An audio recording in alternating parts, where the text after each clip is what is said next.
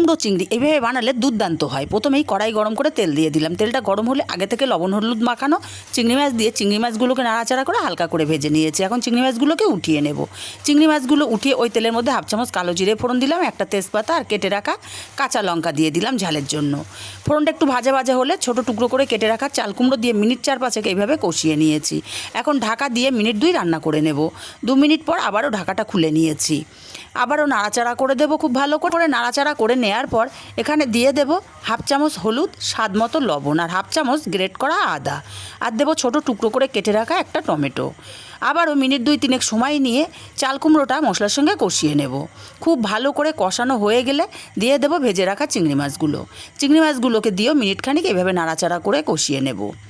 কষানো হয়ে গেলে এখানে দিয়ে দেবো পরিমাণ মতো জল।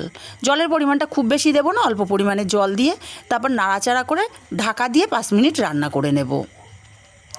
বন্ধুরা, এই রেসিপিটা খেতে কিন্তু ভাত, রুটি, পরোটার সাথে দুর্দান্ত লাগে।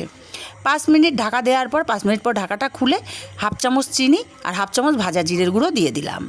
ভাজা জিরের গুঁড়ো আর চিনিটাকে দিয়ে ভালো করে আবারও নাড়াচাড়া করে মিশিয়ে দেব। তারপর ঢাকা দিয়ে আরও মিনিট 2-3 রান্না করে নেব।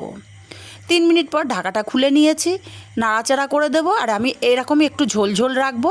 এখন ওপর থেকে দিয়ে দেব বেশ কিছুটা ধনেপাতা কুচি। আমার কাছে দেশি ধনেপাতা ছিল না, বিলতি ধনেপাতা কুচি ব্যবহার করলাম। ভালো করে নাড়াচাড়া করে মিশিয়ে নিয়ে নামিয়ে নিলে এটা কুমড়ো চিংড়ি।